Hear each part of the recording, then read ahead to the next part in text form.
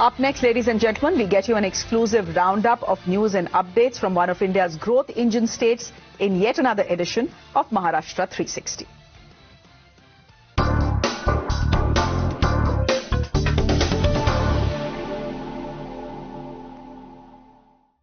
From transformative infrastructure and connectivity projects to rural development reforms, women's empowerment initiatives and citizen-centric governance measures, here's a look at some of the key developments shaping Maharashtra's growth story. This is Maharashtra 360.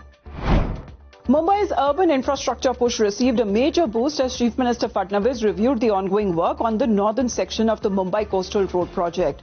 Following the inspection, the Chief Minister said that the entire corridor is targeted for completion by the end of 2028 and will provide seamless connectivity between Nariman Point in South Mumbai and Bhayandar in Mumbai metropolitan region. Fadnavis said that the project is being developed to reduce traffic pressure on the Western Express Highway, which currently carries a substantial share of Mumbai's daily traffic movement.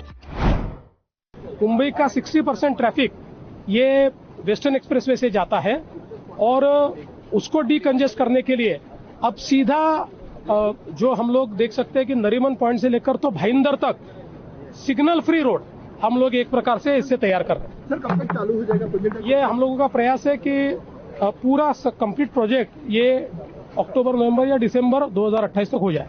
The Coastal Road North project is being developed as a 25-kilometer corridor with an estimated cost of 25,000 crore rupees. The first two packages will create a 6.16-kilometer road between Versova, Bhangur Nagar and also Mindspace in Malad. Packages C and D comprise with tunnels of 3.9 kilometers each connecting Mindspace in Malad with Charkop in Kandivali.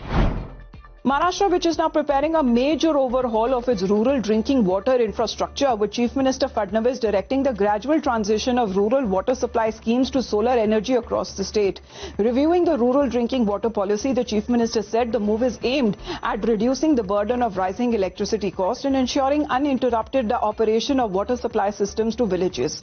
He has also stressed that no scheme should come defunct due to unpaid power bills and directed officials to formulate a comprehensive solarization policy which is tailored to local requirements.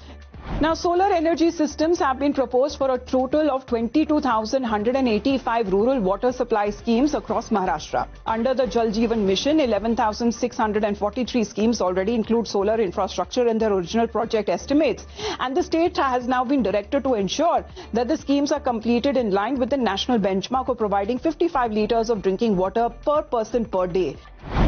Maharashtra, which is all set to take a significant step towards strengthening gender inclusion in agriculture with the proposed Maharashtra Women Farmers Empowerment Bill 2026 that is slated to be introduced during the upcoming monsoon session.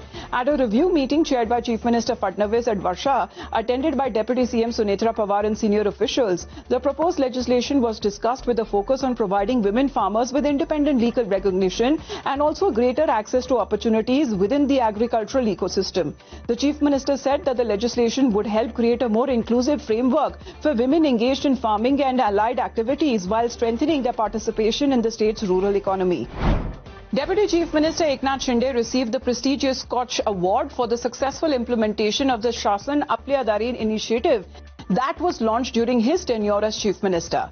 Now, the award announced in 2024 was formally presented to him by the representatives of the Scotch Group at his residence in Mumbai. Conceived through the Chief Minister's Public Welfare Cell, the initiative that was aimed at delivering government services and welfare benefits directly to the citizens in a simple and accessible manner. Preparations for the Pune Grand Tour 2027 International Cycling Competition has gathered momentum with the Deputy Chief Minister Sunetra Pawar reviewing the arrangements for the prestigious event in Pune. The Deputy CM has directed all concerned agencies to work in close coordination to elevate the scale, quality and the global impact of the competition following the success of its inaugural edition. She said that the event is expected to strengthen Pune's emergence as a global sporting destination while creating opportunities for young athletes and promoting Maharashtra's sporting ecosystem. Following the successful inaugural edition, the Union Cyclists International has now upgraded the race classification from Category 2.2 to Category 2.1. Now, this 2027 edition will be conducted across 6 competitive stages. Cyclists will cover an overall race distance of approximately 1,099 kilometers. A dedicated governing council which is proposed to see the preparations and review the progress on a monthly basis. And those were the updates we could pack for you in this edition of Maharashtra 360. Until next week, take care.